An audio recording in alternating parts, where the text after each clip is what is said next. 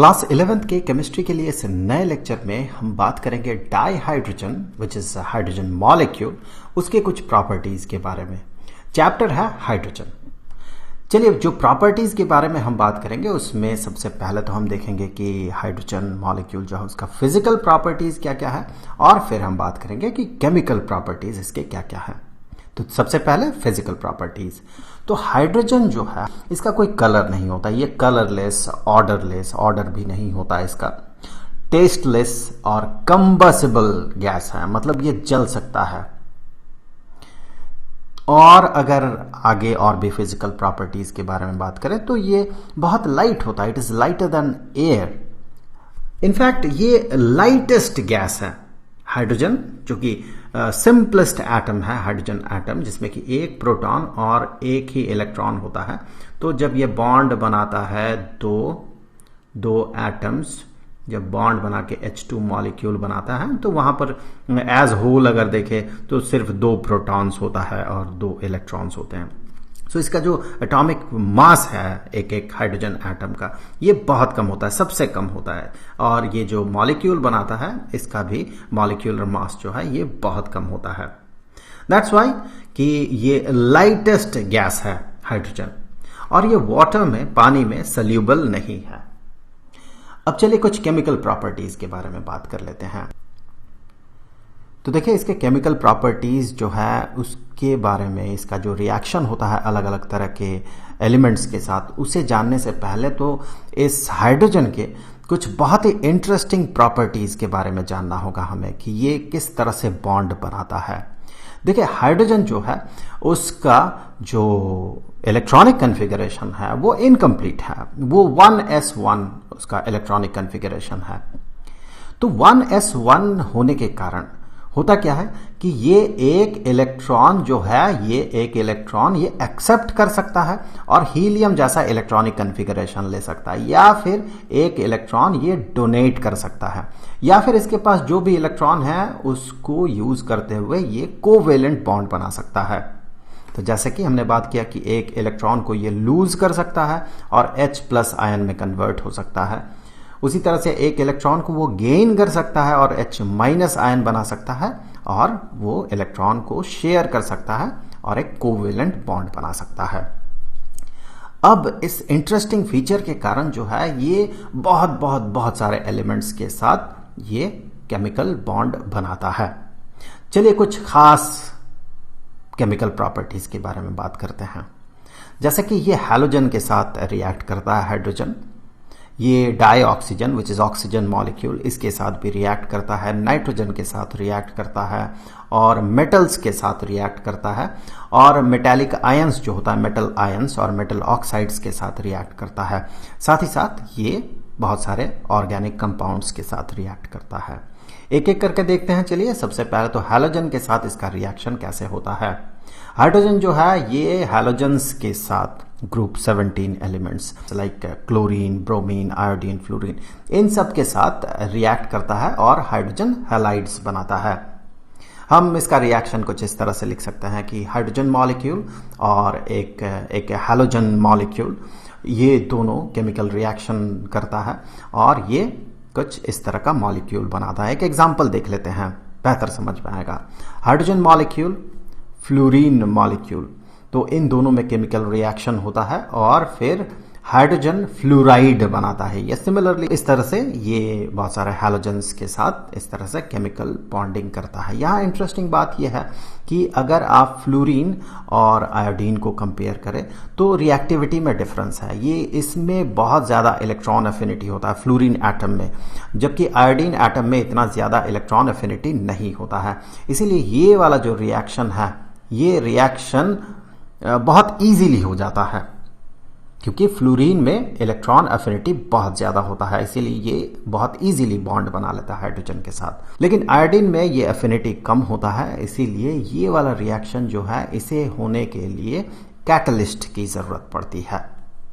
अब चलिए आगे देखते हैं इसका रिएक्शन डाई ऑक्सीजन के साथ कैसा होगा। Dioxygen is O2 molecule. So dioxygen के साथ ये रिएक्ट करता है और ये पानी बनाता है। ऑक्सीजन मॉलिक्यूल के साथ रिएक्ट करके पानी बनाता है और ये बहुत ज्यादा एक्सोथर्मिक रिएक्शन है, मतलब हीट ये रिलीज करता है ये जो इस तरह के रिएक्शन में। सो हाइड्रोजन, दो हाइड्रोजन मॉलिक्यूल एक ऑक्सीजन मॉलिक्यूल के साथ रिएक्ट करता है और H2O बनाता है।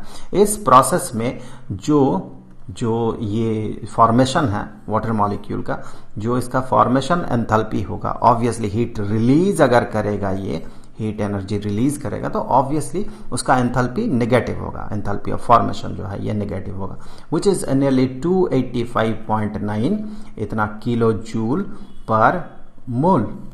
मतलब एक मोल वाटर मॉलिक्यूल बनते हुए इतना एनर्जी वो रिलीज कर देता है, 285.9 किलो जूल। सो ये अगर आप देखें तो बहुत ज्यादा होता है। सो इसीलिए इसे कहा जाता है हाईली एक्सोथर्मिक। ये हीट एनर्जी को रिलीज करता है, ये वाला जो रिएक्शन है।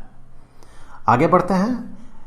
हाइड्रोजन जो है ये die nitrogen which is N2 molecule, ये डाई नाइट्रोजन के साथ भी रिएक्ट करता है और डाई नाइट्रोजन के साथ रिएक्ट करके ये अमोनिया बनाता है।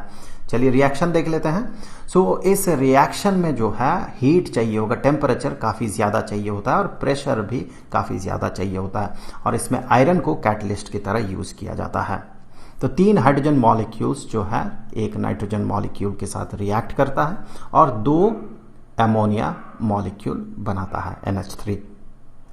सो ये था हाइड्रोजन का, डाई हाइड्रोजन का डाई नाइट्रोजन के साथ रिएक्शन। अब उसी तरह से चलिए देखते हैं मेटल्स के साथ हाइड्रोजन का किस तरह का रिएक्शन होता है। बहुत सारे मेटल्स के साथ हाइड्रोजन जो है हाई टेम्परेचर में कंबाइन कर जाता है और हाइड्राइड्स बनाता है।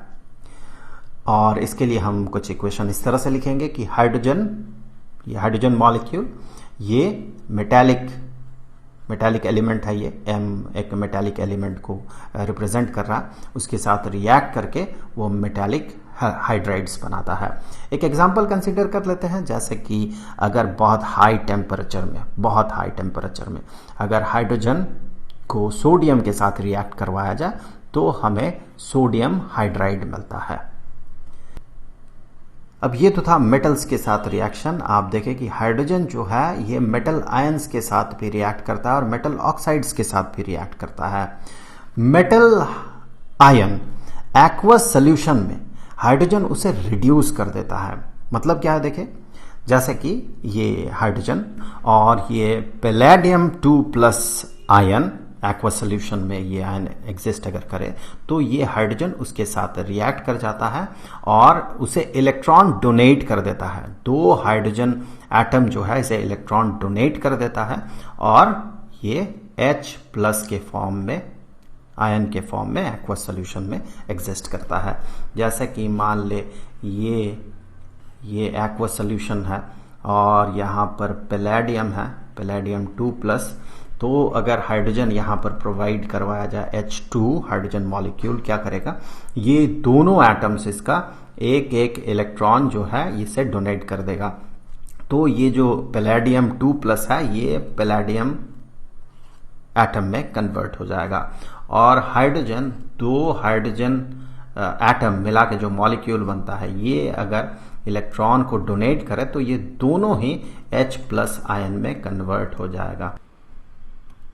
अब ये मेटालिक ऑक्साइड्स के साथ भी ये रिएक्ट करता है। वो सारे मेटल के ऑक्साइड के साथ ये रिएक्ट करता है जो कि आयरन से कम एक्टिव हो।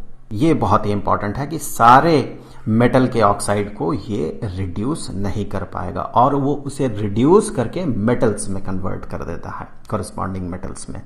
तो इसके लिए जनरल फॉर्मूला कुछ इस तरह का होगा कि ये मेटालिक ऑक्साइड है, हाइड्रोजन उसके साथ रिएक्ट कर रहा है और ये मेटल और ये H2O में कन्वर्ट हो गया। सो इस मेटालिक ऑक्साइड को हाइड्रोजन ने रिड्यूस कर दिया।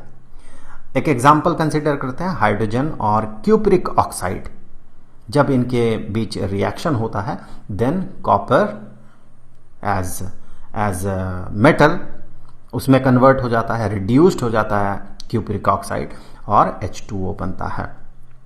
सो इस तरह से हाइड्रोजन जो है मेटेलिक आयंस और मेटल ऑक्साइड्स को रिड्यूस कर सकता है।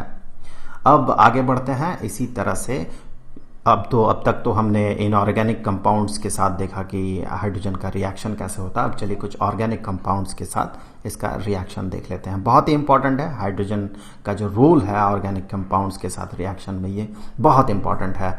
ये बहुत सारे ऑर्गेनिक कंपाउंड्स के साथ रिएक्ट कर जाता है in the presence of catalyst और बहुत ही यूजफुल कमर्शियल प्रोडक्ट हमें देता है। दो एग्जाम्पल हम कंसीडर करेंगे यहाँ पर। एक तो वेजिटेबल ऑयल्स जो है इसके साथ हाइड्रोजन रिएक्ट करता है in the presence of nickel as catalyst यहाँ पर यूज होता है। और एडिबल फैट्स जो है वनस्पति घी और फिर मर्जरीन, ये प्रोड्यूस होता है। सिमिलरली एक और बहुत ही इंपॉर्टेंट रिएक्शन है कि ओलेफिन्स के साथ ये रिएक्ट करता है और एल्डिहाइड्स बनाता है और फिर एल्डिहाइड्स के साथ ये रिएक्ट कर जाता है आगे और फिर हमें अल्कोहल देता है। सो इसे थोड़ा डिटेल्स में देखते हैं। चलिए ये वाला जो रिएक्शन है थोड़ा डिटेल्स में देखते हैं। चलिए, जैसे कि यहां पर ये जो है ओलेफिन है, ये ओलेफिन है, इसके साथ हाइड्रोजन रिएक्ट करता है। वैसे यहां कार्बन मोनोऑक्साइड भी है, इसे वाटर गैस या सिंथेसिस गैस कहा जाता है। ये सिन गैस है। हमने पिछले वाले वीडियो में देखा था कि सिंथेसिस गैस जो है इसका इंपॉर्टेंस काफी ज्यादा है। ये बहुत सारे ऑर्गेनिक कंपाउंड को सिंथेसाइज करता है, मतलब क्रिएट करता है, बनाता है।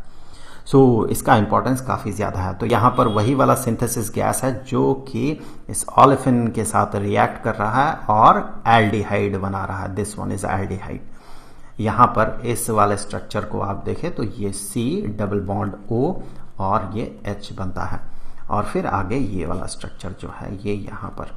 तो ये सबसे पहले तो ओलेफिन्स के साथ, ओलेफिन्स अनसैचुरेटेड हाइड्रोकार्बन्स होते हैं। यहां पर देखिए एक डबल बॉन्ड है। सो ये पूरी तरह से सैचुरेटेड नहीं है, ये और भी हाइड्रोजन कंटेन कर सकता है। सो ये और भी बॉन्ड बना सकता है और भी ये एटम्स के साथ बॉन्ड बना सकता है। ये डबल बॉन्ड टूटेगा और ये और भी बॉन्ड बनाएगा।